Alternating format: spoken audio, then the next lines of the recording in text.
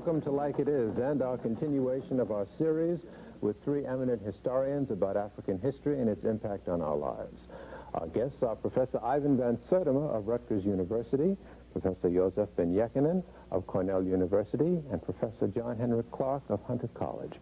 Our historic excavations will begin or continue right after these words. At a time when Europe at its very best could not produce a machine with a temperature in the blast furnaces of more than 1600 degrees centigrade, they found in that area where they were producing steel that there were higher population densities than there are today.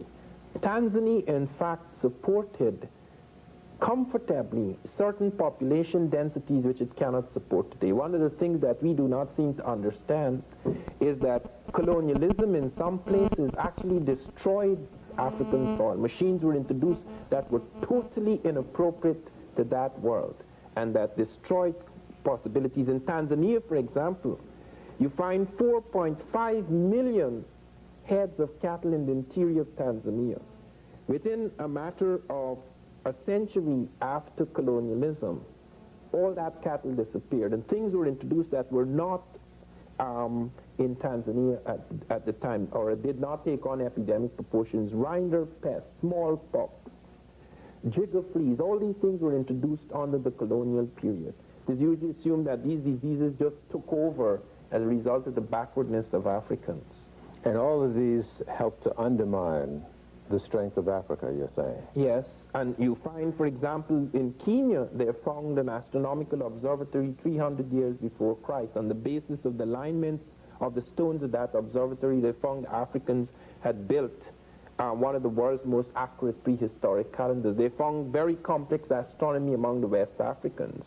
In the last program, for example, Professor Ben had been pointing out reasons for the decline and fall of the Egyptian civilization. One of the things that must be noted is that after that fall, Africa rose again in other places. That Mali Empire, for example, in the 13th and 14th centuries was quite extraordinary. The Dogon, a people among in the Mali Empire, plotted an invisible star, a white dwarf, which we, when I say we, I mean modern astronomy, only became aware of in the 20th century. They not only plotted its orbit and trajectory up to 1990. We have found that our best machines produce the same chart that they produced several centuries ago. Where's the evidence that they did plot this invisible star? Well, Griot and Deitel, two anthropologists, studied the Dogon and found after 16 years what an extraordinary knowledge they had of our, not only of our planet, but of star systems and our galaxy. They pointed out, for example, that this star which they plotted, and I have looked through a powerful telescope, I could not see it, even with that powerful telescope, because even with our best telescopes, it is only visible at certain times. They know. So mathematics must also the mathematics was involved as well as telescopes. The Russians discovered in ancient Africa finely ground spherical crystal lenses. In the excavations they found this, and they have indicated, this was found in Egypt. This was found on Anas's time, and they have indicated that the Africans were capable of making telescopes. The Dogon kept up a caravan trade with Egypt even after its decline, and could have got this knowledge and refined in it afterwards.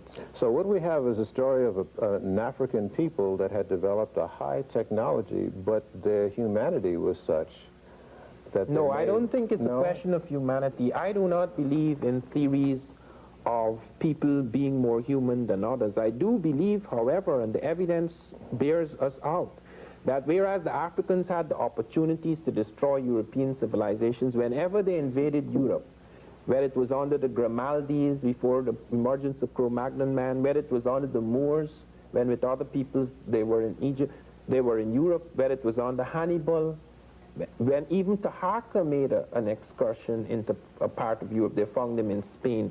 The European profited in all the circumstances. Never was his civilization shattered. Whereas when the Europeans invaded, they wiped out cultures. And that is a very odd thing. That speaks not of humanity, It speaks of very extraordinary circumstances, how this can be translated in terms of whether you have different kinds of human beings or different type of human consciousness or different human character, perhaps in terms of the social character of the African. You see, the African never believed that, for example, if he has a religion and he conquers another person or walks into another territory, he has to plaster it down on them. The times when these invasions were made, it was times when Europe thought, or at least she liked to think, in order to cover up, to assuage her guilty conscience, that she could say, well, look, I've come on the name of Christ, in the name of God, to save these souls, so that she, therefore, found it necessary to wipe out everything. Like, for example, in America, she destroyed all the books in America except 3. Well, did the African ever do that? They never did that Europe? because... Did the African ever enslave the European? No. No, you don't have evidence of that. And this is not only a question of humanity, it has to do, as I say, with the assumption with which you move forward, that what are you doing? The African, for example, did not have these monolithic religions where you would go like the Arab or the Christians, the European Christians, when they distorted Christianity, would go and say, in the name of such and such, I'm going to wipe you out. I don't think the African invader ever operated under those premises, so that you can have a totally different kind of impact occurring. Okay. Let's talk about some of the vast resources on the African continent and how they were exploited and utilized by the African. Well, they have found, for example, in medicine, extraordinary things occurring in African medicine. I'm not just talking about the witch doctor. In the Edinburgh Journal, for example, they noted the Africans were the first in cesarean operations. They have a picture of it in my recent Journal of African Civilizations, that they had invented a vaccine for smallpox before the Europeans, that they were using tetracycline consciously before the Europeans, that they were the first people to have standardized medicinal doses in Egypt, a socialized medicine. I thought tetracycline was a relatively modern drug. No, 14 centuries ago, they have found Africans using the tetracycline. They found the yellow-green flash in their bones. And they found where they were using that tetracycline, there's the lowest incidence of infectious disease in an ancient population. Do they know how it was administered? No, they found it first in their grain bin, so that it may have started as an accident, but then the Africans became aware of it and started to use it in medicinal doses. We also have evidence of mathematical systems, and this is one of the things that one finds so frustrating, that in most of the anthropological and archaeological records, or anthropological and historical records, you do not there's no mention of African mathematical systems. Work has been done showing that these mathematical systems were highly complex, particularly among the people like the Yoruba, etc., and some of them were on the verge of computers before the Holocaust. And you wonder, why are these things not mentioned? The reason why they're not mentioned is that most of the studies of Africans were done in small communities, survivor communities. Studies at the core and centers of major African civilizations, few of these have been done, and even when done, they haven't been done in terms of technology, because it was assumed that they did not have a technology. Their resources are incredible. South Africa has still retained control, and in that sense, Africa has only gained the paper independence. South Africa controls the world's diamonds, the world's gold. 23 million ounces of gold are produced in South Africa a year. Zimbabwe and Ghana has only 1 million. The diamonds among the South Africans, they are the leading diamond producers in the world. Manganese, it's incredible. They have 5 million tons of manganese against 2 million in any other African, in Gabon, African. Perhaps therein lies the reason why the West is so in support of the racist regime that controls South Africa today. Yes, there is a tremendous reappraisal recently done in the Reagan administration as to whether they stand to profit by having this kind of relationship. And very often when resources are found, like Gabon, they found it has 1 billion tons of fine iron ore. United Nations sat as whether it should allow the Gabonese to have money to build a railroad to the sea, 400 miles to the sea, to exploit this. They abandoned that. The people in Gabon, although they are only 1 million, are slowly building that railway. It will be finished about the year 2000. Thank you, Professor Van Sertima. Like it is, we'll continue with Professor Ben right after this. In the process of the colonization of Africa, there were a number of treaties and agreements and whatnot that were drawn. Maybe we can sort of cover those in an overview. I think that if we examine the major source of these treaties, we will go to a 3-volume work by the official historian of Queen Victoria by the name of Edward Hertzlet. He wrote a book, a 3-volume work called The Map of Africa by Treaties, under these treaties. It showed there where certain quote-unquote chiefs, because this is a European term, sign away lands by the mark of an X. The documents are written in either English, French, Dutch, depending on who the colonizer was.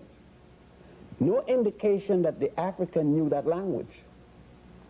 There is nothing in any of these treaties that would indicate that the people of that African land attested to those signing in that the land belonged to the people, and none of the so-called chiefs could take away the land of the people and sell it or something. We had similar situations here in the United States, of what is now the United States of America, with the indigenous people. Treaties were formed between European and Europeans. The worst of such treaties was the one that gave away the entire portion of what was then called the Congo, later called Congo Free State, to Leopold of Belgium, with the approval of the United States of America, Great Britain, and the other 12 colonial powers of Europe. For example, you had such people as the Gould, the Vanderbilts, and others who were part of the Congo Free State. Is that the Berlin Conference you're talking about? The Berlin Conference came out of this. After this behavior, that they were given this, and at the time when the Europeans were grabbing the lands in Africa, starting in 1830, when France invaded Ceuta, the northern part of Africa there, that tip that closest to the Gibraltar, Germany was in a war with France fighting for Alsace-Lorraine. So that when the other colonial powers had taken land, Germany didn't get any yet. So the Germans came and started fighting the other Europeans to get some land of their own, and thus they were obliged to give Germany some territory, such as what is called Togo, which was German territory, Cameroon, and so forth. Germany then went all the way down to what is today called Southwest Africa, Namibia, and around the Horn up to what was then Tanganyika, was part of the German colonial empire. Most of that was taken away with the First World War. As a result of this, this conference was called because the Europeans were fighting among themselves for this rich African land. Kaiser Wilhelm and Otto von Bismarck called the conference in Germany, thus the Berlin Conference that it was called. The United States of America, Great Britain, and 12 European countries participated. The United States was represented at a later conference also called the Brussels Conference. That which was that treaty conference was one in which they now had given Leopold his land at the Berlin Conference. They start to encroach on Leopold because they found that they had given him what was thought to be the richest part of Africa at that time. Leopold then called a conference called the Brussels Conference. The United States was represented by this conference by a man by the name of Henry Terrell. The other one was Casson.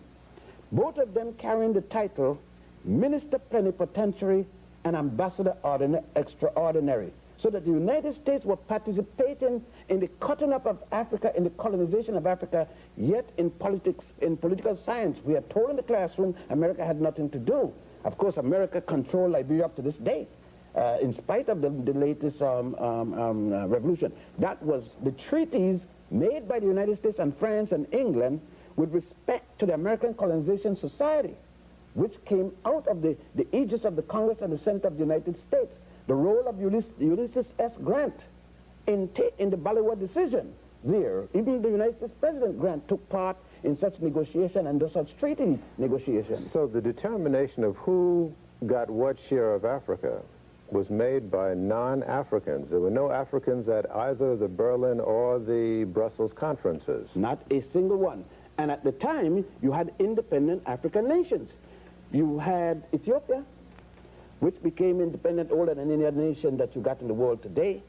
At that period of time, you still had you had Haiti, which had become independent in the 1800s. You had Liberia became independent in 1857.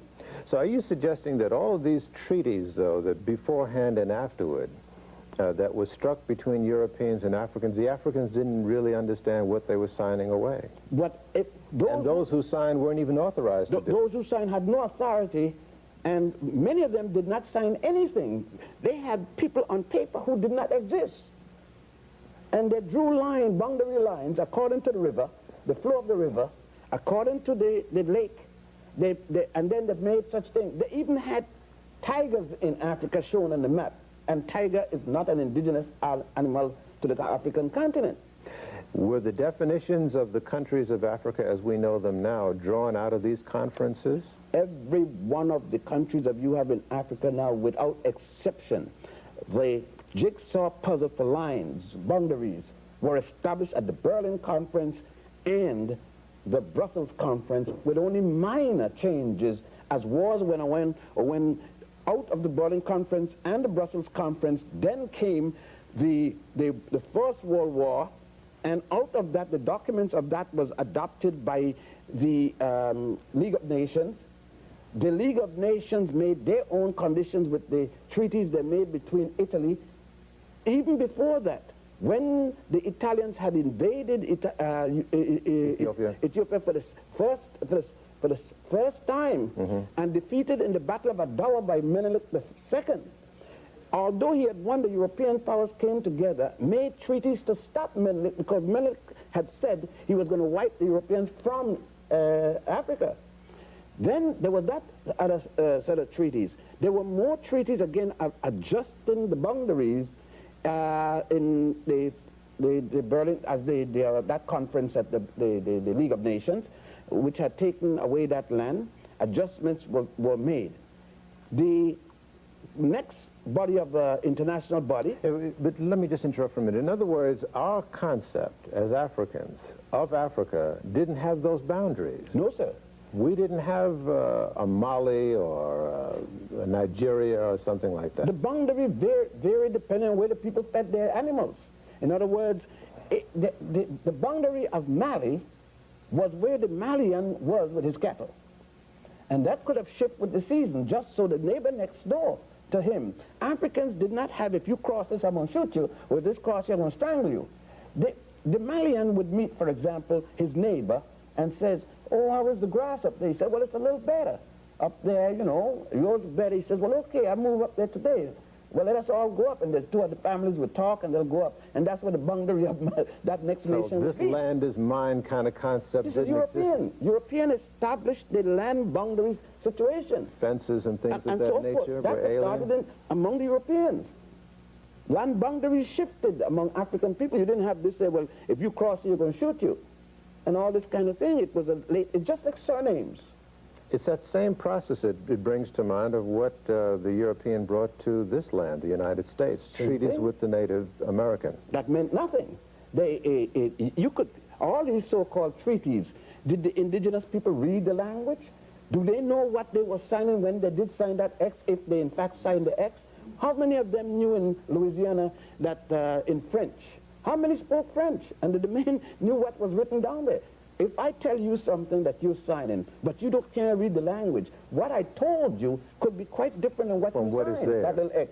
And what identification there is about an X that you could identify tomorrow that's your X and not my X, even if I signed it. And this is not something that we're saying that happened in the past. It is happening today. Right now, there are indigenous people here being moved up. In Africa, they're indigenous. In Australia, you say the same thing. The Caribbeans, the Malvinas, which is, or whatever they call it, is a good indication of how they have done it. Of course, it doesn't belong to either one. It doesn't belong to Argentina, and it certainly doesn't belong to England. But the people to whom it belonged are now since dead. You know, they've been liquidated to the last man. People are talking about Holocaust. I mean, that's a Holocaust. Nobody left. Holocaust in Tasmania, not a single person left. Now, the Holocaust in Southern Africa, Munamatapa, when this man was brought from India, Lugard, Captain Lugard, and he had exterminated Indians. Then they brought him to South Africa, Cecil John Rhodes. He liquidated millions of Africans, I would say about at least 20 to 30 million Africans with the attempt to match Cairo with the Cape. All right, let me interrupt and stop you at this moment. That leads into the discussion that awaits us with Professor Clarke. We will continue with Professor Clarke of Hunter College right after this. In portion of the preceding segment, you heard Professor Ben raise the question of the Holocaust, which seems of a Holocaust, an African Holocaust.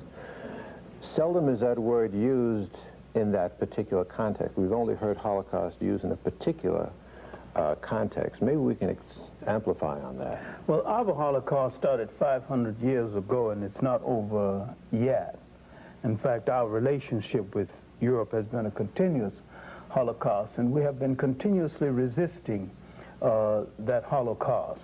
African resistance to this Holocaust started in the hinterlands of Africa when he was revolting to keep from being taken to the shore, then continued along the shore when he revolted to keep from getting on the boats, continued on the boats, and he revolted to keep from getting off of the boats. Forced off the boats, he continued to revolt on the land.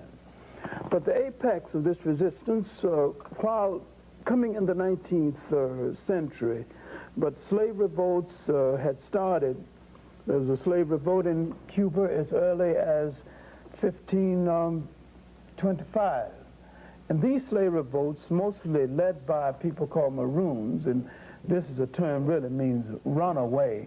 These slaves who bypassed the auction block many times and went into the hills and defied people to enslave them and found separate societies. Why the best known of these societies are in Jamaica and Haiti, but there were Maroon societies all over the so-called New World, including here in the United States. You know, I found out, Professor Clarke, that one of my ancestors were Maroons in Jamaica. Well, you're from royalty, then, the fighting nobility, as I often say about my sharecropper parents in Alabama. I am from the peasant nobility.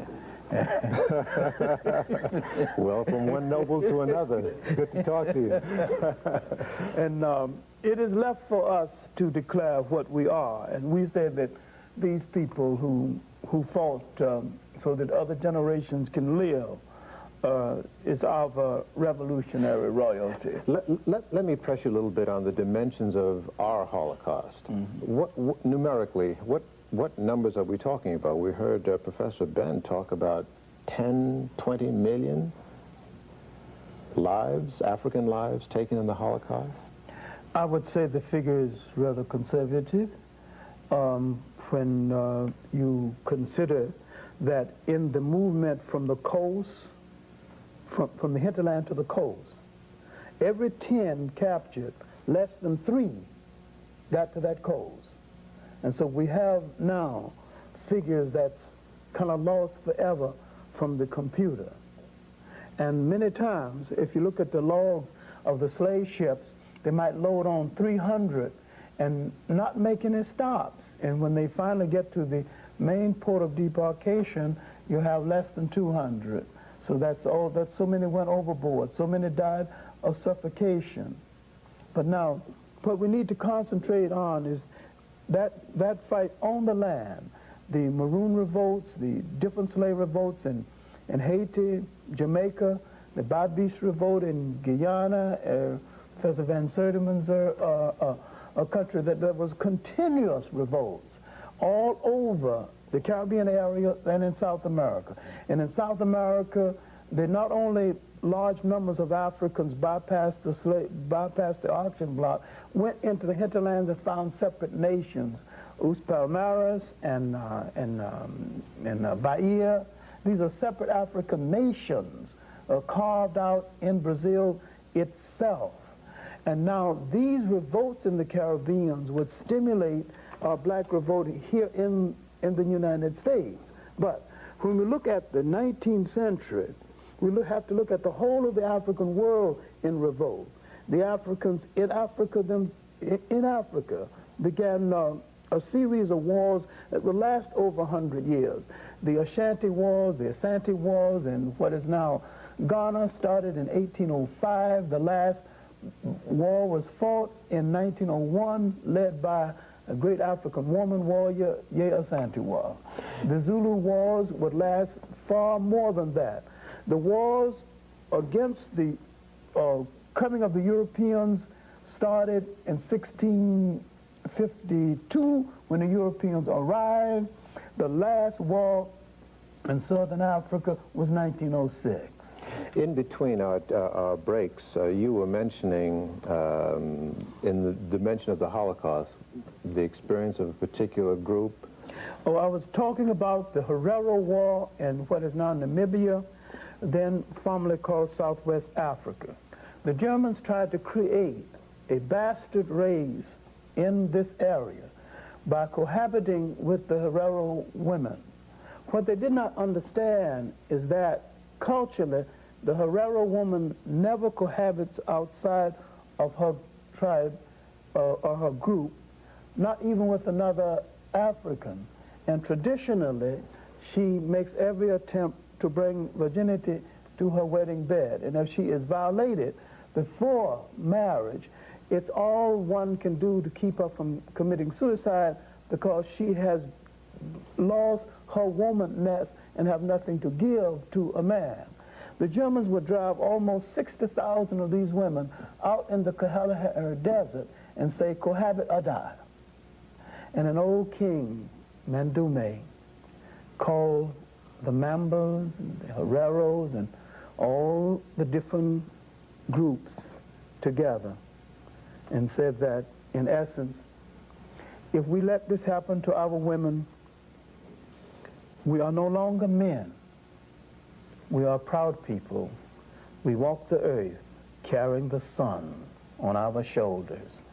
And if this happens to our women without our rescuing them, we are no longer men. We will have to take off the trousers and take care of the children and milk the cows and bring in the bread. And our women will no longer respect us as men.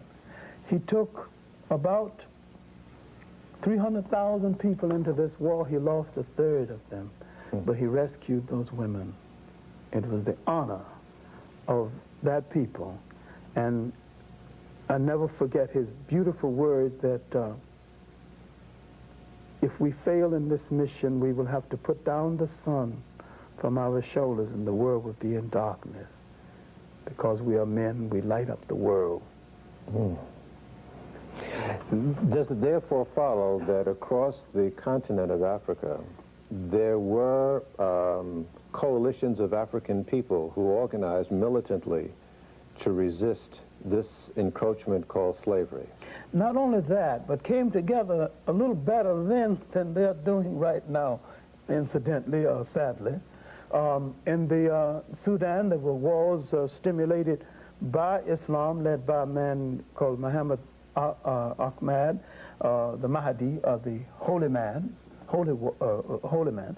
These wars were lasted from about 1860 to the death of the Mahdi in 1885.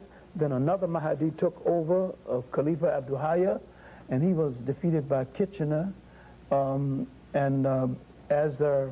he was defeated after 11 years of the independence, this war was reported by a young British reporter named Winston Churchill, and his book on it is called The River War. And he said that, he boasted of killing 50,000 people one evening. See, when we talk about our Holocaust, I guess people should talk about Holocaust the way we talk about fish stories. Those who caught the biggest fish do the most talking, and that means we would have to talk forever, because our casualties would exceed 100 million people, far exceed 100 million people. No people in the history of the world ever sustained such a loss and stayed alive. On that note, we'll break and continue with a collective examination in continuance of our history after this.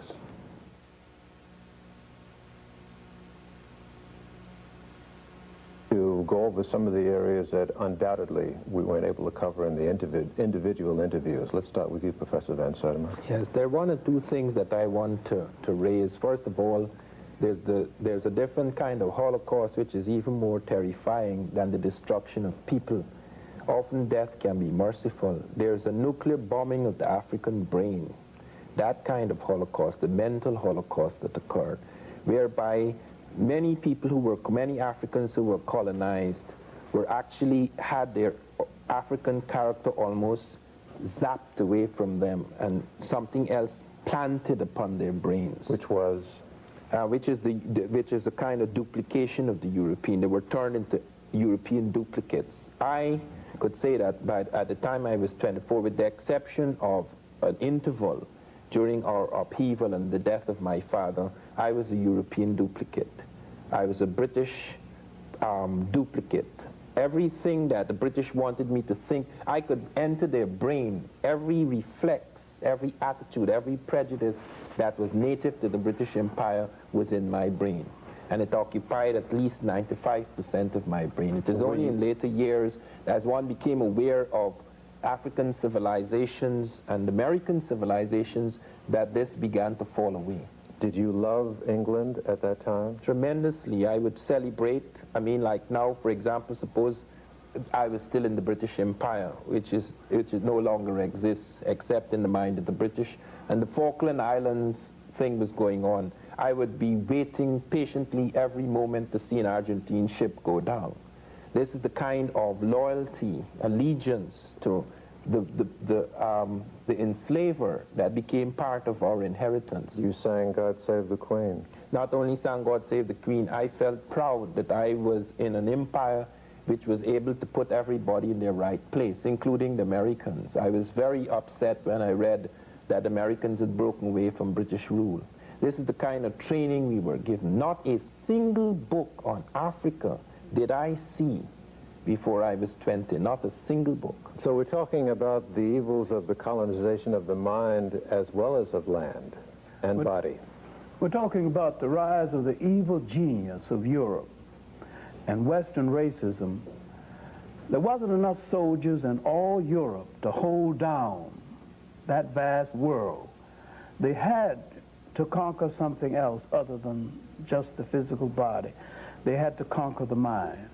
And maybe their most tragic and dubious achievement was the convincing of so many people that they were supposed to be ruled over by these Europeans. It was one of the great propaganda miracles. What was the most effective vehicle for that propaganda? The Bible and the assumption that the European was a Christian. He never was a Christian, he never will be a Christian, and there are two things the European dares not live by. If he tried to live by them 24 hours, he is finished, and that is Christianity and democracy.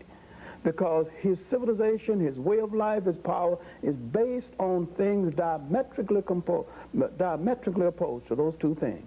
How does the Bible help enslave the mind? I'm asking by saying that this is the will of God. There's an excellent book, good God, I haven't seen it in years though, except a Xerox copy in my library, called The Role of the Missionary in Conquest. A lot of the land was taken from the African, with the missionary going ahead of the colonizer and telling them it is the will of God that we control this land. A lot of the land, the Kenyan highlands, a lot of land in Uganda was taken over by the church. In fact, the Catholic Church had title over most of the land surface of Uganda and hasn't relinquished it completely to this very day. Christianity was an instrument of colonialism, the handmaiden of colonialism. And I can remember as a little boy wanting to teach the junior class in Sunday school, and I began to look into the great book, trying to find my own people, and I didn't see that image nowhere. I tried to find the word Negro, and it wasn't in the Bible. I didn't know there was no such thing as a Negro, you know. And I looked at the Sunday school lesson, look at all these images, and all these images told me that I was nothing. I was outside of everything in the world, and that all the achievement in the world was done by white people. I go to the basic history books, and I see nothing but white images. I see nothing that endears me to myself or to my own people. Professor Ben, what do you have to say about the missionary position? I should say the practice of missionaries. Well, I don't have anything good to say, so I could make it by that one statement.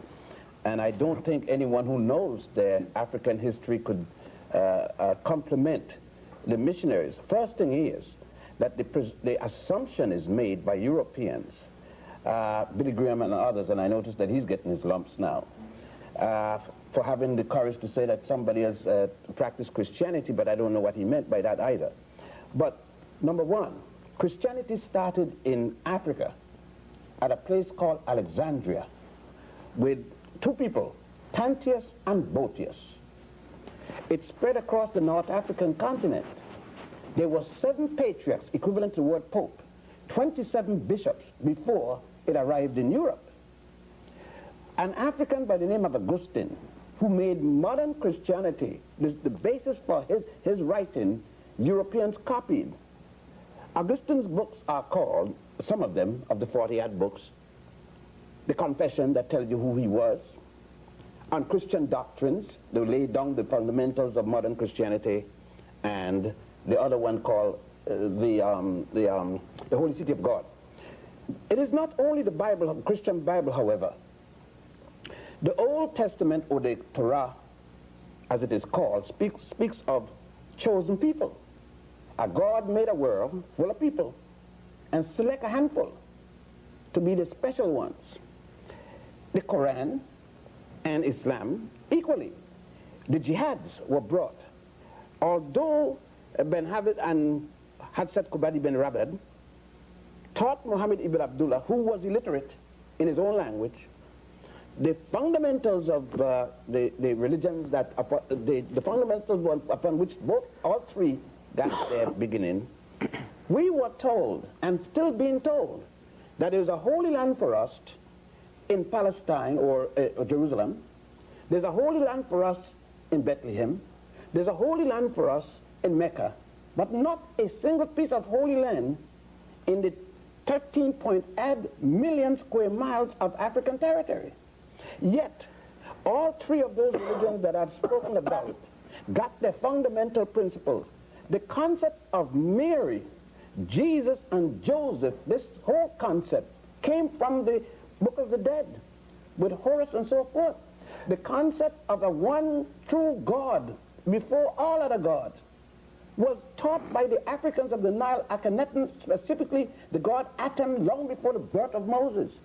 Let me ask you this, Professor Ben. Were you, like Professor Van Sertima, raised with another awareness and another religious loyalty and national loyalty? Yes. Where were you raised? I was raised in the Hebrew religion. What nation? I grew up in Puerto Rico and the Virgin Islands. And I was raised, therefore, in American territory. But the same colonialism. I remember myself as a youngster on the 4th of July, walking with a red, white, and a little flag with the, what it was then, 40-something stars, and running down there when Eleanor Roosevelt came and all these different things. And, you know, I volunteered in World War II, you know. Nobody called me. I volunteered. I was so stupid. I went and volunteered, went to Panama, to a segregated army where I couldn't go on the bus with the American people, and in Panama I went to Panamanians I could go among. I came to Newport News, Virginia in the service and couldn't go on the ferry. They had a line called nigger, the nigger officers and the white officers. That happened to me. And do you know, it was a German soldier that I was guarding, officer, that asked me, nigger, he says, exact word he said to me, nigger officer, do you know that when this is over, I'm coming to America and be your boss?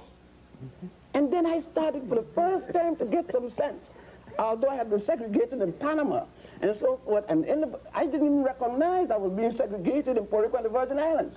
I didn't even realize it. I thought that everything was, as they say, hunky-dory down there. But, you know, because of what he said. Hunky-dory. Hunky-dory. H-U-N-K-Y. That was the expression. Right. That means real good. And I was a perfect fool and didn't know it. I used the term Negro then. Colored was a big thing, you know. And Africa was not on your lips. What you talking about, Africa? Man, Africa is what Tarzan and Jane was, and, you know, the Humphrey Bogart. I used to go to see John Wayne and Tom Mix and Ronnie Reagan and all of them shooting up the indigenous people. And I used to say, hey, there's a savage coming. Shoot them, Tom Mix.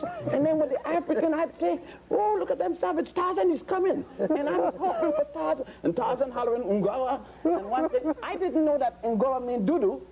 Because every time Tarzan said Ungawa, and when I found out that Ungawa meant doo-doo, I said, Ungawa Tarzan. I used to have fun then. But you wouldn't believe that this person, because what I know wasn't taught to me in school, I look back and sometimes and say, how in the world did I come this far from where I was? It's over miracles.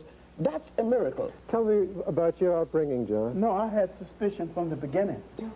When I couldn't find my people in the good book, and my great grandmother had told me that this was the book of God, this was the word of God.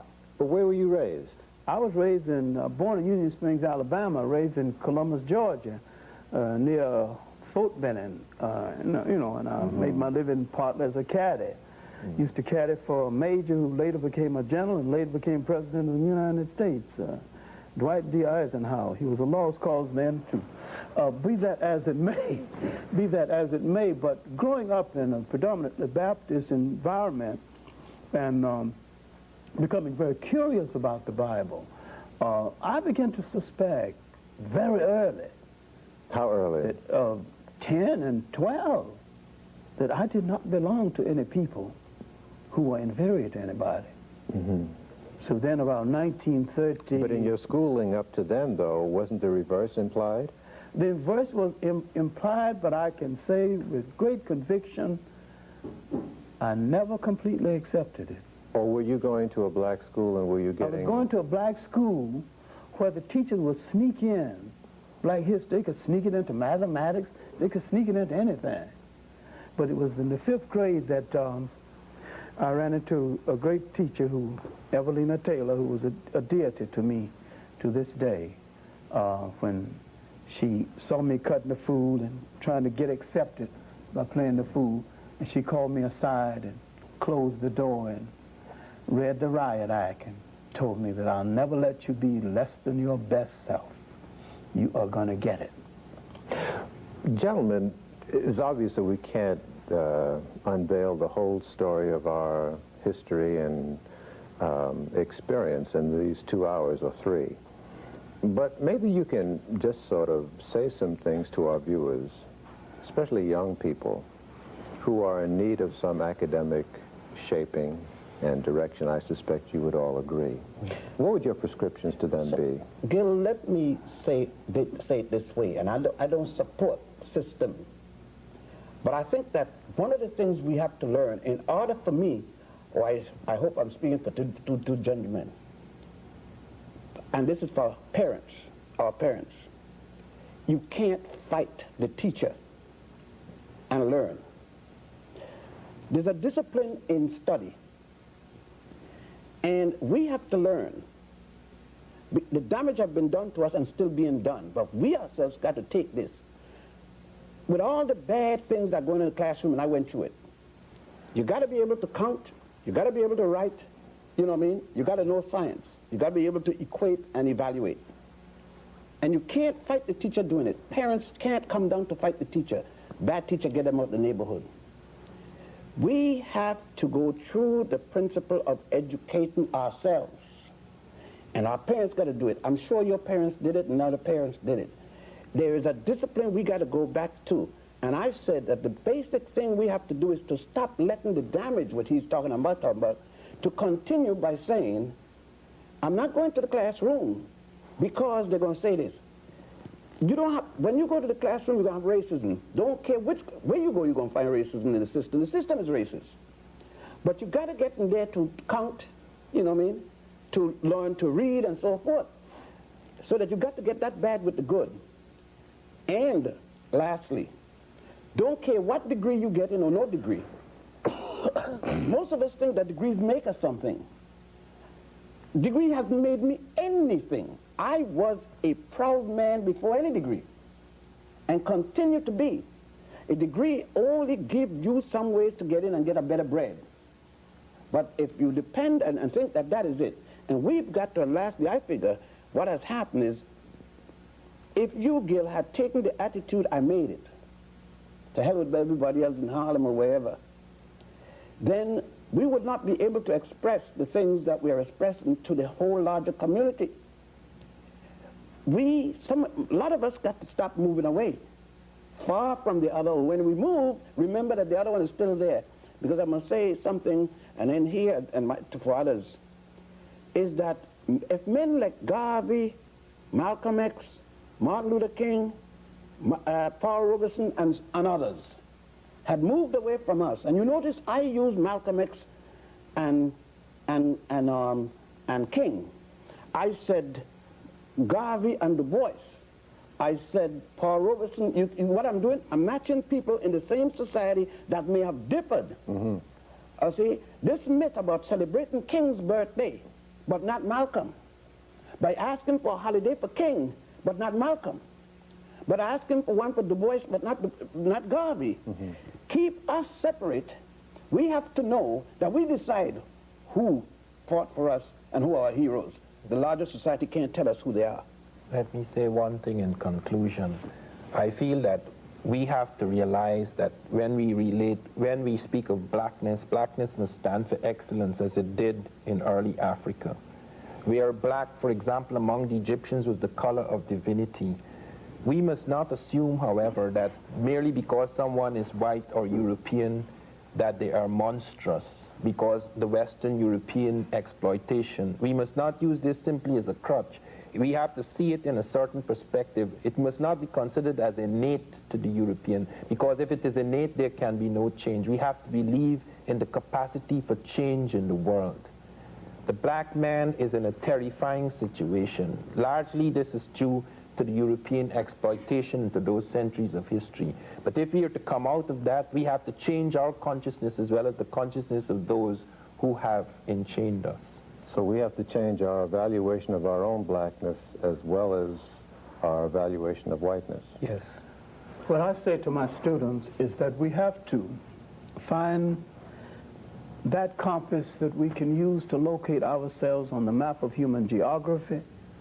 And we must find that clock that tells us our special time of day. We must know what history is supposed to do for you. History has the function of your watch. It divides up time and tells you where you are and gives you a general idea how much time you have to get where you still have to go. History is a kind of a guide and a stimulant. And no matter what you're going to study, even engineering, you need a sense of definition of yourself and relationship to history and how your people related to the history of the world. So history is the bottom line. Yes, and we need to stop thinking of ourselves as a minority, because between the Caribbean islands and Brazil and the United States and in Africa itself, we are the third, if not the second largest ethnic group on the face of the earth. And we've got a piece of geography over there, maybe 13 million square miles, that's ours. And when I say ours, I don't mean north, south, I mean all of it. That's right. Every blade of grass, every grain of sand, and that's the inheritance of our children and their children still to come. And we don't have to go to any Bible to make any claim, because our claim is all prevailing, and the map of that continent is stamped on most of our faces. Let's go to our bibliography list, full screen, and for our viewers. At Kelty and In the Matter of Color by A. Leon Higginbottom, Jr. Professor Clarke recommends you read How Europe Underdeveloped Africa by Walter Rodney, Stolen Legacy by George G.M. James. And Professor Van Sertima recommends you read his Journal of African Civilizations, Volumes 1, 2, and 3, and African Counts by Claudia Zaslavsky.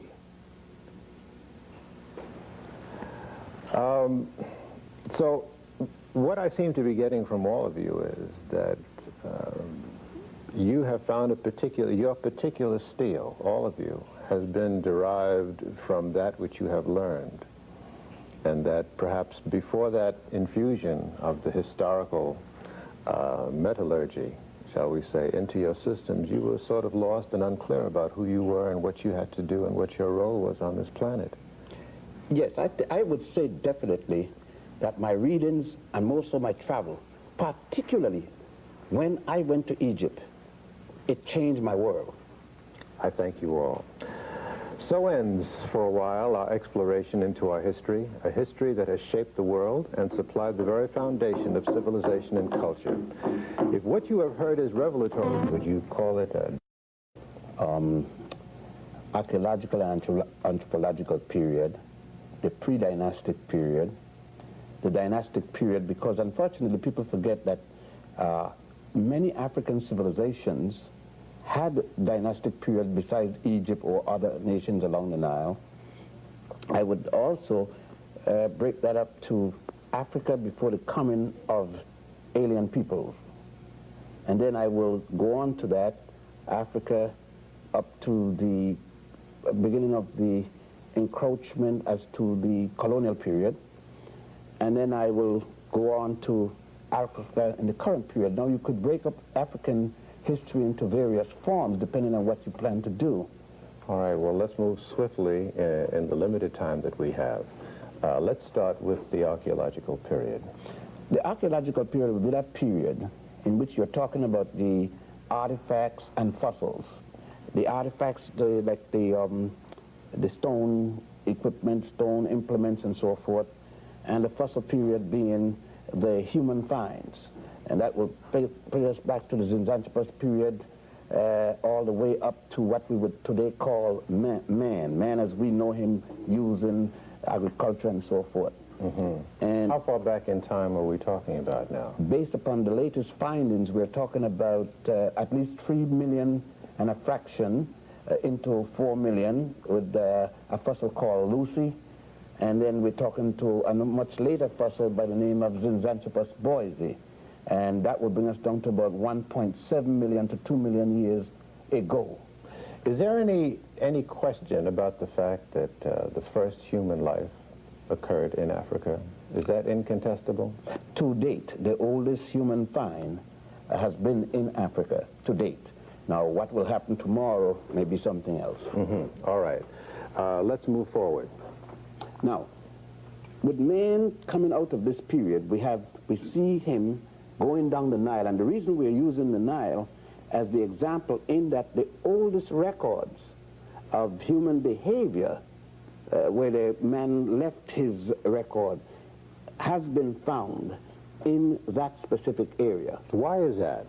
Well, for many reasons, but the most specific, man along the Nile built in stone. He built in masonry material, and therefore that material outlasts men who were building in wood or other such perishable material. And that's primarily the basic reason. So it's not that in that part of the world, of Africa, that there was a greater expertise or technology or anything like that? Based upon anthropological and archaeological finding, there have been very old period. For example, in Southern Africa, in Swaziland, there is a 43,000-year-old iron mine found there. So that would indicate, we're talking about 43,000 years, meaning that since we're dealing with historical record, it matches most of the things that we find along the line, and more specifically in Egypt, where we go back to the Sibyllian period. Mm-hmm. The Sibyllian, the first and second period in Egypt will be about 125,000 BC.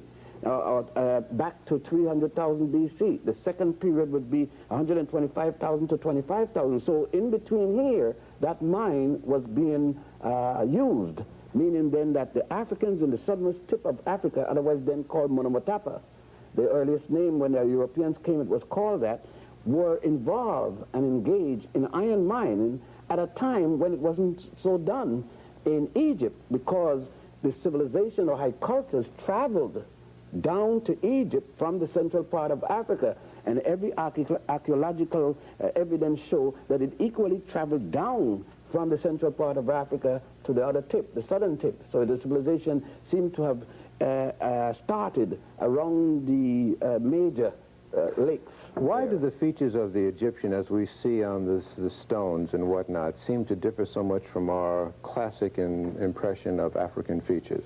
Well, because what has happened is that most of the Egyptians you see in textbooks are the Egyptian pharaohs at the time when Asians or Africans had invaded Egypt, and their people stood on the throne. So that when we say the word pharaoh, a pharaoh could have been one who had come from Asia, like the case of the Hyksos, or from Persia or something like that in the case of the Persian. Or later, it could have been one of the conquerors who had come from Greece or from Rome.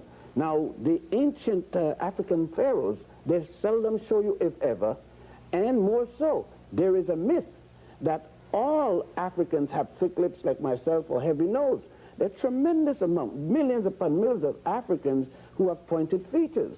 So that the image of a pharaoh with what is called a Western type or pointed or aquiline nose doesn't mean that that person wasn't an African equally.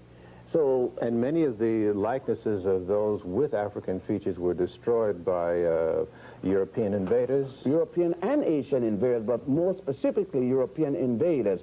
Or when the nose didn't look the way that they thought it should look, the nose suddenly got broken. It's strange that the Romans and the Greeks, who had more pointed nose, when you go to Alexandria in that part of the museum, not a single nose is broken. But when you get to the indigenous African, almost to the last one, the nose got damaged when that nose should not have gotten damaged on the basis of the length of the nose. What about the structure in the early formings of civilization in Africa? What was a family structure like? Well, in African families, you could say this would be typical. There's some things about the continent of Africa you can't say is typical by virtue of the size and the variations of cultures and so forth. But there are other things you could say was typical. One of the typical things with Africa was the predominance of family value.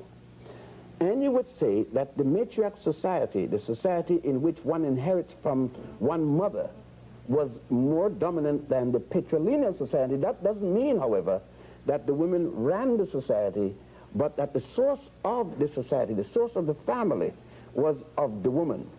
That, for example, the ancient Egyptians made it very clear that for the pharaoh to inherit legally the throne, he had to get it through a woman. Many a times pharaohs would then marry their daughter. Doesn't mean that they had sex relation with their daughter, but they had that legal entanglement which was necessary.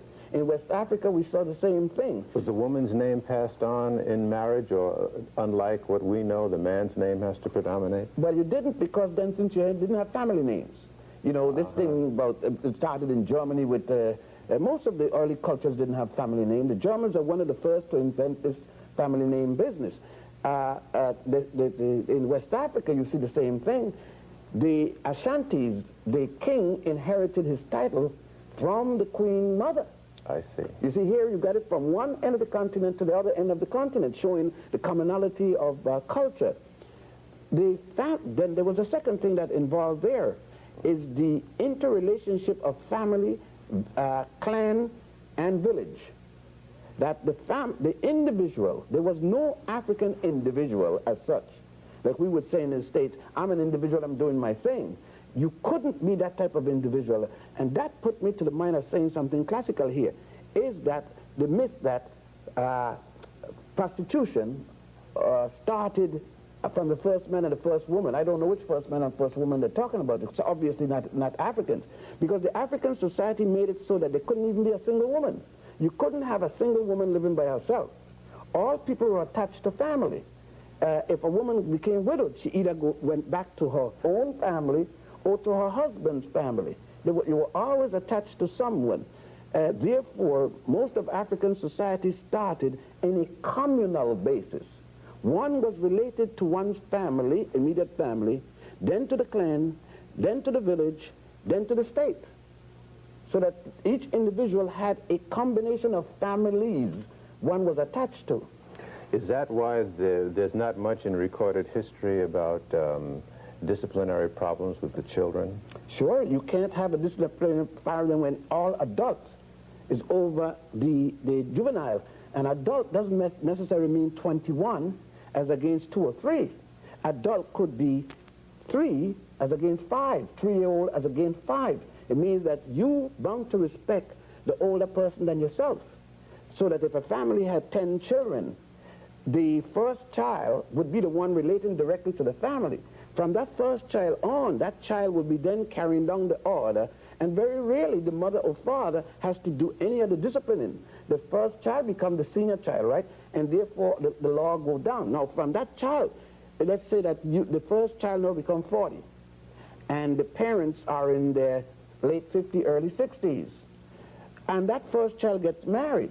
The authority of these parents still go down to that child and to the husband, on both sides.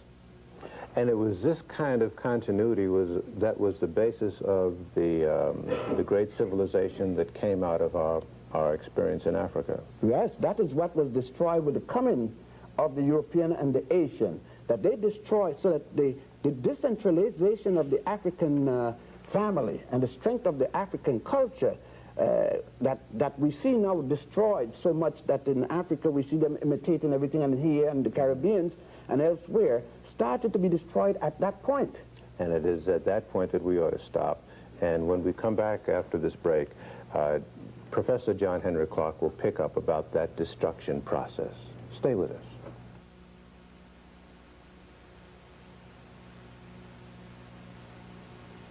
Invaders or outsiders who came into Africa, were they slavers? No, we're talking about Europe specifically right now. Mm-hmm. What we have to deal with is a little-known invasion of Africa by the Greeks, and that is the intellectual invasion by Greek scholars, 450 BC by Herodotus. And this invasion was a compliment, because Herodotus was a great reporter, and he traveled extensively within Egypt, down to what is now Ethiopia, and along the coast of what is now East Africa. Egypt, Kush, these nations had been invaded by one Asian after another for state. He described the colors of the people, the customs of the people, and he was such a good reporter, when the Africans told him something he didn't believe, he said so. Is it fair to call them invaders then? It seems like they were nonviolent. No, this was Greek curiosity. That would be the preface to the invaders later on. Now, my point that I'm getting to is that the information that Herodotus brought back to Greece whetted the curiosity of other Greeks. And Alexander's teacher, Aristotle, introduced him to the works of Herodotus. And Alexander, when he invaded Africa 332 BC, had a kind of respect for Africa that no invader has had before or since. You mean Aristotle's writings and thoughts were based on an African root? Yes, and a lot of his so-called philosophy, which was more African, but we won't get into Aristotle as probably the world's first pleasurer, of almost mass pleasurer. Now, Alexander came into Africa with great respect. He wrote his mother, and he said that he had come to literally the home of Greek culture, especially our Greek religion. He tried to effect a wedding between young Greece and old Africa in decline. Now, Africans were seeing Europeans as invaders for the first time. This is 332 BC. And seeing them physically for the first time. There is nothing that happened in Africa before that the European had anything to do with at all. And remember, when they came for the first time, they came as invaders. And except for the Alexandrian period that is marginally positive, all relationships between Africans and Europeans from that day to this day has been negative. All right, let's talk about that second intrusion or invasion. Now, the intrusion that would be aggressive would be the Punic Wars. Hannibal's father warned him of those people across that water and told him in essence, you got to take the battle to them before they bring it to you. Now, Hannibal was cautiously trying to guard that front door of Africa from arising a hungry Roman people. Now, the Carthaginians had good relationship with the people of Sicily. And the people of Sicily did not want to join the other Romans in a fight against Carthage. But Rome wanted the trade in the Mediterranean. They didn't want to share it. They wanted all of it. And a jealousy grew among them about the city of Carthage to the point that they greeted each other in the morning and added, Carthage must be destroyed. They opened the Senate and added, Carthage must be destroyed. They said good night to each other. They said, Carthage must be destroyed. Yes, Roman citizen, Carthage must be destroyed. And so when Hannibal got a wind of that kind of a thought process, he took the battle to them before they could bring it to him. And for a generation, that old lion held Europe at bay and saved Africa from European aggression. Finally, betrayed by two Africans, Scipio Africanus and Maecenaeus, he knew that they had not protected his right flank or his left flank, and that Roman army was coming down on him. Then he told his steward, send me the wine. And he took some dependable African poison. But there's much more to this life than that. This was probably the finest physical soldier the world has yet to know. He never asked his men to do anything that he wouldn't do. With the demise of Hannibal, what happened? That's when the invasion... With the demise of Hannibal, the Romans came aggressively, destroyed the city of Carthage brick by brick, and this was the beginning of European aggression in Africa and European aggression in the rest of the world. And I maintain that the total relationship of Europe to non-European people from that day till the present day has been negative, and that they have done the world through their invasions more harm than good. Give me a date when that onslaught began. The onslaught began with the defeat of Hannibal. And what We're year? dealing around 200 BC or thereabout. All right. Now, and with the defeat of Hannibal and the establishment of the Romans in North Africa, Rome now had a breadbasket for its future empire. If it wasn't for the agriculture of North Africa, there would have been no Roman Empire, because they would have had no means of feeding that vast army and their own population. Let's talk about the rationale, the mental process that went into the whole rationale for enslaving a people. Where did the Europeans come up with that concept? Or was that an original idea? No, it wasn't an original idea, but the European introduced a kind of slavery that had never existed in the world before. Including the Arabs? Yeah, well, the Arabs, that's a later day introduction of slavery, and they're not to be gotten off of the hook, but it has no direct relationship to the period that we're dealing with right now. All right. Where did that rationale come from? It came from the mind of the European. And if you read some of the early writings of Aristotle, Aristotle was really the first person to do a philosophical essay on race and a kind of a justification for the aggression of Europe still to come. To say that there are certain people endowed by certain traits, you know, to rule over other people. Most of the so-called Greek philosophers believed in slavery and had slaves. But when they came under the influence of the teachings in Africa, they were in serious trouble. This is why Socrates had to be put to death, and why he wouldn't even he wouldn't recant. Now, what we have to hurry and do is to establish the fact that this first European aggression, and mind you, I'm letting Alexander off the hook for my own reasons, and I'm putting the aggression solidly on the heads and hands of the Romans. But this first aggression gave Europe the means of feeding itself and to expand for the first time beyond its shores and sustain itself. Was profit the motive for slavery? Profit was the motive for slavery and a form of colonialism. Now, profit and bread.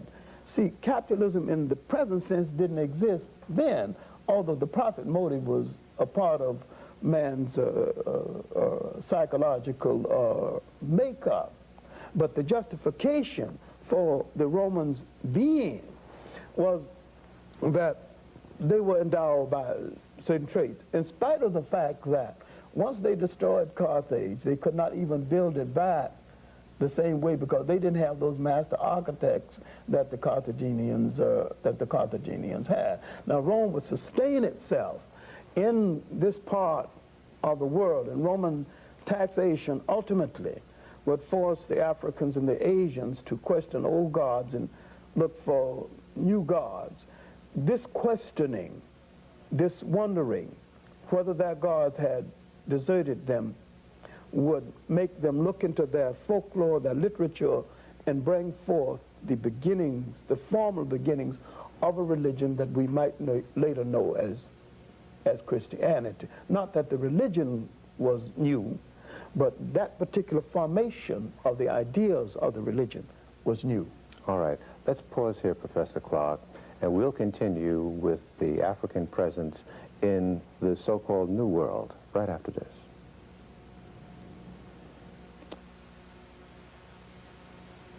As far as the African presence in this hemisphere, was that premise for coming here economic or what? Curiosity or what? The initial movement here was an accident. How'd that happen? This happened, first of all, I must give a dating schema, because there was not just a single visit. There were several, at least half a dozen visits for which we have evidence.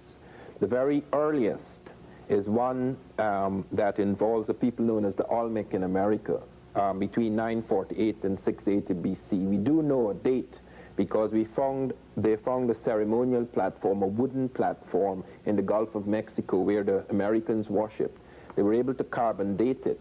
They found 4 of a dozen stone heads with African features rooted in the wood of this carbon dated platform, and they were able to give it a dating of 814 plus or minus 134 BC. Now that is a very interesting date indeed, because that is a time when something very unusual was happening in the old world in Africa. A war was going on, both a hot and cold war, which lasted a very long time, between the powers of Asia under the Assyrians and the Egypto-Nubians. I say Egypto-Nubian because Nubia and Egypt were linked in that period, very strongly linked in fact, because the Nubians had, from about the 22nd dynasty, they were involved with Libyan powers in Middle Egypt, and then they moved up and took control of Egypt from the Mediterranean right down to Khartoum and beyond. And in this period, the military and commercial navies were moving west of the Mediterranean towards the Atlantic. They normally were not involved in the Atlantic. The Egyptian navies and the Phoenicians, who were very much involved with Egyptians, carried a lot of trade into the Pacific. We even have Egyptian hieroglyphs found in early Hawaii. But in this period, the Asiatic routes, sea routes, were blocked by the Asiatics. Yes. They blocked off the Egyptian sea routes. As a consequence, a great deal of the metal trade, the search for... But how would you get from the Mediterranean to the Pacific, though? No, they had the Red Sea and other routes and they went into the Indian Ocean and various things. Oh, I see. Okay, so they had trading, Egypt had trading in other parts of the world, but in this particular period, while they had trade in the Western Mediterranean, this particular period became tremendously intensified. We even have evidence around 800 BC of Phoenician ships up in near the British Isles. They're trading in tin. Tin was critical to Egypt because that was the Bronze Age, and tin and copper were critical to the making of bronze. And you have a lot of movement in that area west of the Mediterranean.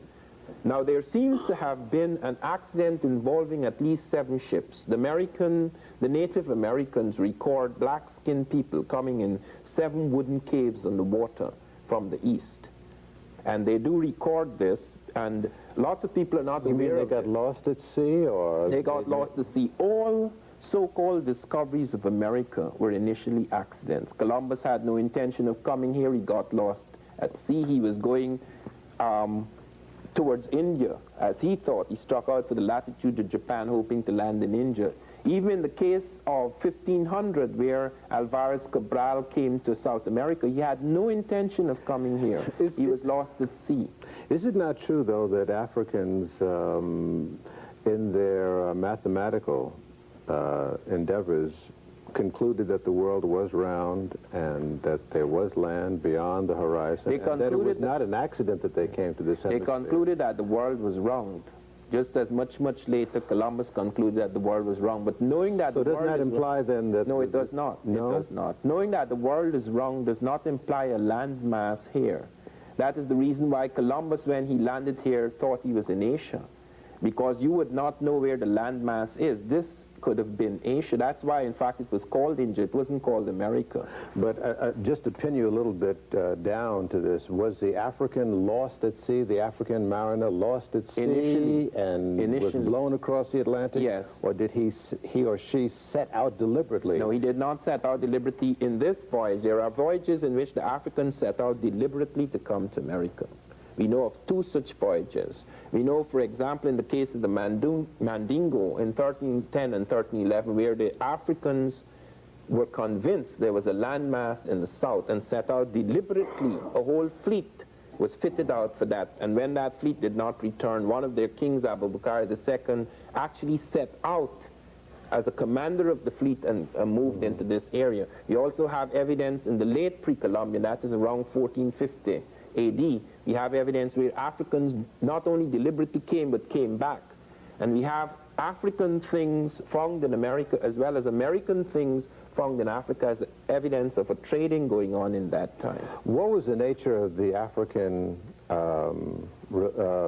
contact with the people who were indigenous to the land here? Well, it depends on the period. In the case of the Olmec period, which is the pre-Christian period, which is the 948 to 680 BC, we have evidence that some very extraordinary things begin to happen that coincide with the stone heads with African features, which are found in the Gulf of Mexico at the terminus of currents coming from Africa. Now, one very important thing to understand is that there are 3 major currents that take things from Africa. They're so powerful, these currents, that it's like a gravitational field. The oceanic current. You cannot escape coming to America once you are caught 100 miles off the African coast and enter either the current off the Cape Verde, off the Senegambia coast, or off the southern coast of Africa. You have to come here, unless you're caught by the fish.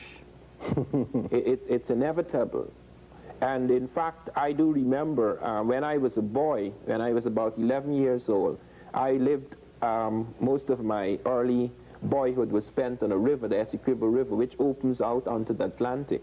And Where is that? What country is this is in South America, Guyana. Yes. I was caught in one of the currents that the Africans call a river in the middle of the sea. It's quite different from normal currents. If you're caught in a normal current, you could dive beneath the current. But in this current, it is like a whole new river pulling you out of the river. And I screamed my head off because I was 7 miles from coast. I'd fallen asleep on a raft. I spent lots of times in the rivers. And nobody could hear me because I was too far, until the current, which was taking me into the Atlantic, came across a place called Callao Island. and that was close to shore as the current moved off. You were on your way home. Yes. Or back home. Well, the fish would have got me in this particular case, Well, one never knows. But I was picked up by a speedboat. But this has happened several times from Africa. We found several things in the American world that are African. I want specifically to touch on the Olmec, because there they have presence found peaceful here in this hemisphere? Yes, with the exception, we have one instance where we have battles between the Africans and the Americans off Quarikua, where they found that the Africans were fighting. They had a settlement and they were fighting with Native Americans. But in the case of the Olmec, where they made their most tremendous impact, the evidence is that it was a peaceful affair, that the Olmec incorporated them into their priest caste. They found the skeletons of Africans, 13.5% among the ruling class in America in that period, that pre-Christian period, where Zinski, the Polish skull expert, showed that it was a high percentage, and even 200 years later, it was only low, like 4.5%, but not among the common people, among the ruling class. They were incorporated.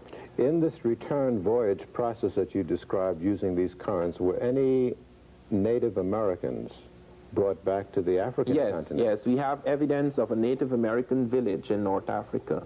We have evidence of an accident occurring the other way in the circular current. This is, of course, late pre-Columbian, before Columbus, but just about 50 years before Columbus. We also have something which has been checked out of something around 62 BC, where 7 American Indians seem to have been shipwrecked off the coast of Europe, and they were picked up by the Germans, the Suavians, and they were taken to the Romans and given as a gift the Quintus Metellus cellar. And we have, they came in an osier boat Mason's osier. But they also found the American pineapple in the ruins of Pompeii, which could have been brought in by those shipwrecks. Okay, let's stop here, Professor Van Sertima. Let's take another break, and then we'll continue with a collective look at African history right after this.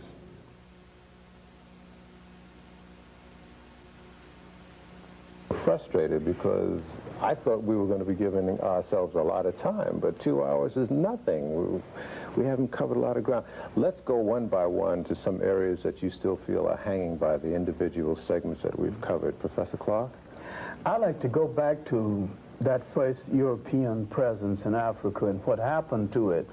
The European, especially the Roman, tax collection and exploitation forced the Africans, part of the Asians too, to pull from their history and their folklore and a new religion. This was the formal religion that the Europeans would distort later on and called Christianity.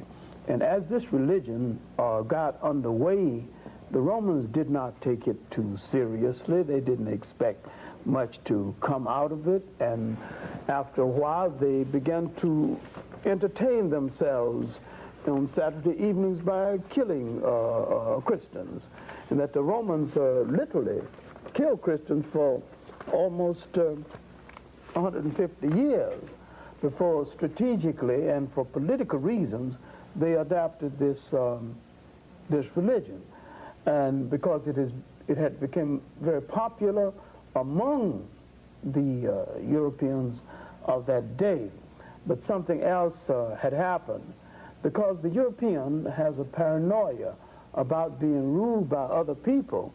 When he adopted the religion, then the European declared war on the African Christians for control of the church.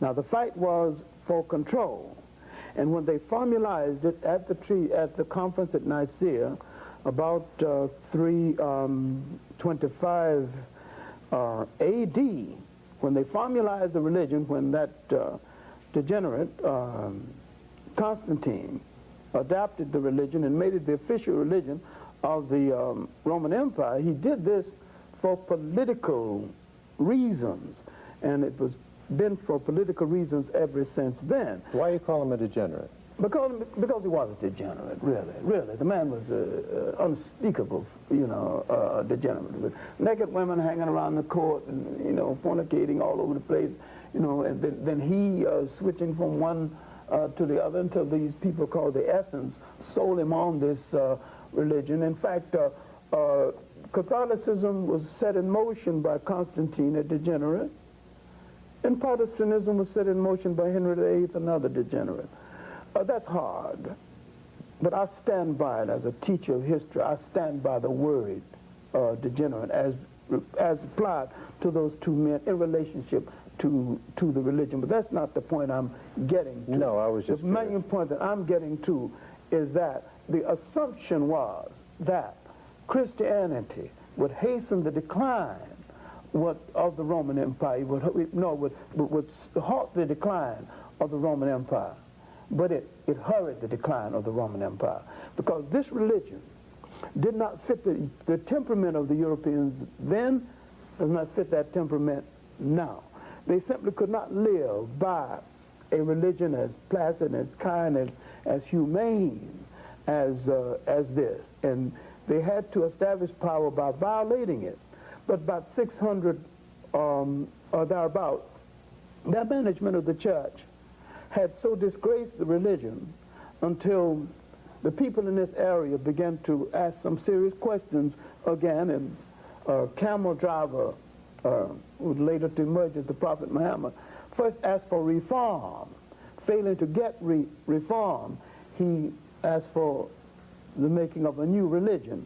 And with the help of Zayd bin Harith and Bilal, two Ethiopians, he brought Islam into being. And Islam, as a military force, pushed the Europeans back into Europe, and they would not emerge until the 15th and the 16th century as a power threat to the rest of the world again. Professor Ben, what was there in the African character that allowed this invasion process to take place? I don't think we could say it's allow, because the point is this, that what had happened, the Greeks coming and the Romans coming into ancient Africa was the last phase of ancient Africa. We have to look at the fact that as early as 1675 BC, which would put the Africans in their 13th dynastic period, may I state that the period of time I'm speaking about now, there is no Adam and Eve. The Adam and Eve theory is introduced into the world by the Hebrews, or Haribu. The first of the Haribu, or Hebrews, is Abraham. He isn't born until that same 13th dynasty, meaning then there is no Judaism, thus there is no Christianity, thus there is no Islam. Yet the Africans along the Nile had already religion, the worship of the god Ptah, P-T-A-H. Subsequent to that, the worship of the god Amen-Ra, the worship of Amen-Ra's son Osiris, and so forth, and Osiris's son Horus. The fundamental laws of behavior, of morality, of ethics, long before the 10 Commandments. These 10 Commandments coming from these laws, called the negative confessions. And now, in that 13th dynasty, for the first time a non-African people would come in there. Most of the major things that you have in Africa are already constructed. The major pyramids. What I am saying, before there was an Adam and Eve mentioned anyway, the pyramids that you see at Giza were already constructed. That's in the 4th dynasty. The pyramid of Saqqara, that pyramid, was already constructed in the 3rd dynasty. Now, those people who were the first to come in as conquerors were Asians, not Europeans. They came in 1675, calling themselves Hyksos under the leadership of a man called Salatis. They were eventually forced out by the Thutmosis and others, Hatshepsut, etc., Thutmosis' daughter. The next thrust of Asian invaders, not people that was asked to come in with weaponry, they came in and under the Assyrians. When? That would be in 714. At the time when they came in, the Africans from Ethiopia was ruling Egypt, the Ethiopians were ruling. Now, they came in as a result of, under the leadership of a man called Ashurbanipal. They were repulsed, these Asians from Assyria, repulsed. And then came another group of Asians, the Persians, now called Iranians. The Persians came in under Cambyses, who was replaced by Darius in 525. But the Persians were so bad in terms of their behavior to the Africans there in the lower, in the delta. All of this is happening in the delta. They are not penetrated upwards in the southern part of Egypt, which is up. See? Down is north and up is south because of the terrain. Now, they were so willful, destroying everything they could find because they didn't know what to do with billet. It wasn't their culture. The Africans then, for the first time, are going to get in trouble with cleavage. They negotiated with the Greeks because color question isn't here yet. Because the Persians were giving help to the Greeks also.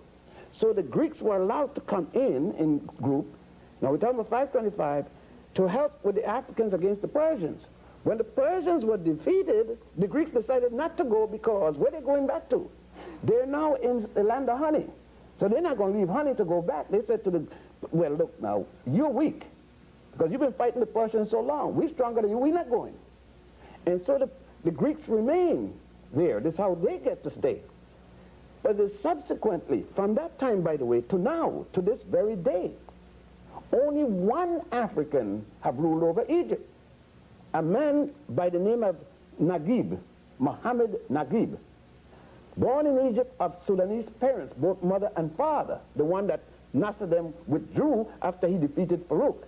Now, but it was after the Greeks were defeated by the Romans, then the Romans came in, and then caused the Byzantium period. And you're saying at that time Africa was in decline? Oh, it's been in decline from the time the Persians came. But that's my point. What was causing this decline? It's like anything else. You get to a point where there's nothing else you feel that anyone else could offer. You got careless. And then people come in and take you up. You let people in. You train them about what you're doing, most of what you're doing. They become a fifth column within the system. And they undermine. And they undermine. We're about the only people who come 40 million or so in a nation within a nation that doesn't undermine. Because we have been co-opted so well. See, if the ancient Africans should have taken their books, their religious books, and brainwashed everybody in there, like the Africans are now brainwashed everywhere else. And then we would have supported the system against our interests. But they didn't do that. They could not, because at the time, they even called these people ignoble people, people uncouth. And they went about to shall I say, civilize them. But the same people that civilized, Professor Clarke used a term, the guests, they invited the guests and they became the dinner for the guests. And so, but this is the whole thing. We must understand, I think too, the culture of the African, you know, Gil, if you got a home, you got your wife, your family, and you have a certain behavior pattern that you don't mistreat little children, you don't do this and that, and someone comes in, knock down your wife, take over your house. He's a dead man. He's a dead man today. But in those days, you didn't know. You believed that when you saw that man, you saw a man who come in with the same moral values that you have. You have no other point of reference that this can be. You don't know that this man gonna rape your wife because nobody rapes people in your place. You don't even have a word for rape. So when the man come in and rape your wife, you stand. You says, what kind of behavior is this? Do you see what I'm saying? So when the Africans saw the Asians and Europeans coming at that particular time, he knew that they had enough land. Even in the Jewish Bible, it says, the Torah, in the book of Genesis, the Jewish first book, that when the Hebrews came in, when Abraham and his family came in, they gave him some of the best land. It was a cultural thing. The same thing happened when Henry, the so-called navigator from Portugal, came in West Africa. They gave him land. When the Dutch and the Huguenots from France and so forth came down, they were given land in Monomotapa, now called South Africa. Given land. They were given even women. They were shared because they needed women, these men. Is there any record outside of Hannibal of Africans being aggressive on other soil to colonize? Yes. Or? No. Unfortunately, yes. Africans went all the way to the banks of the Ganges as fighters and carried into India, And that is where you get your Dravidians from. A group of people in India still called Dravidians, some of them in now Malay and so forth. Which Africans were those? A combination of Egyptians, Ethiopians, and Nubians. A combination force, because at the time, the three entities were one. There were times when you couldn't tell the difference between India, Egypt, and, Nubia, Egypt, and Ethiopia. There was ruled by when one pharaoh ruled in here, he ruled the entire the length of the Nile Valley. When was this? This put us, some claim it's during the time of Hatshepsut, some claim it is during the time of Sesostris II. It all depends on which one. Now, those Africans had conquered all the way to India, and when they were forced out, by the way, it is because of them you have the golden calf. The worship of the goddess Hathor. Hathor was, even the Jews one time before Abraham worshipped the golden calf. They called it the golden calf in the Old Testament, book of Genesis, but it was not called the golden calf. It was called goddess, symbol of the goddess Hathor. They knew what it was and did not mention it as such. The Indians adopted Hathor. Then the virgin thing, the Horus child, and Hare Krishna, the Krishna group. The Christians adopted that symbol. Isis becoming pregnant by an immaculate conception, giving birth to her son Horus by a virgin birth. This story is there still at the temple of Horus at Edfu. You could see it written all over the walls. They adopted the obelisks. The obelisk was in memory of the penis of Horus when he was destroyed and cut up into 14 pieces. Let's push this a little further about the character of the African. Professor Van Sertima, you mentioned that there were wars, some wars that took place between Africans and Native Americans in early history. Well, I wouldn't define them as wars. There was, in the situation that I particularly mentioned of Kwarekua, there you have a settlement that was encroaching from the Kwarekua into parts of the Native American territory, and therefore a clash occurred. And we do have cases of both of them taking prisoners. But was there an aggressive character to the African that came to this hemisphere? We don't have any clear evidence of that. We do have trader types coming in the Mandingo period, and they were warrior types as well. They had to be, because they had to be extremely cautious moving through new and potentially hostile territory. But we do know that in the Olmec period, we do not have evidence of this. And I want to return to that period because lots of people are not aware of the enormity of the evidence. One of the things that startles me is that nobody has mentioned the terracottas, the clay sculptures of Africans. I have been twice recently to Mexico and looked. There are literally hundreds of these with African, not just the African features, but beards, textures of hair. You could see the evocation of the texture of hair, which is quite distinct from the Asiatic type coming across the Bering Straits to early America. The skeletal types one mentioned that Wierzyński has mentioned. And then last year, the Science Digest brought out something on me in September, its September issue, in which they asked an authority in Mexico about these stone heads, which I say have African features. And he said the reason why they look African, why they have broad noses and thick lips, is because the tools were blunt. Now that is one of the most ridiculous defenses I have heard from the establishment, because he actually went as far as to say, this is Michael Coe, author of a major book. He's the major authority in Mexico, ancient Mexico. He said that if they had sharpened the nose, if they had got thin noses, it would have broken off. And when you go and you look, you could put your fingers, the edges of the lips, even where they are very full lips, you could see the extraordinary skill. These are 3,000-year-old heads.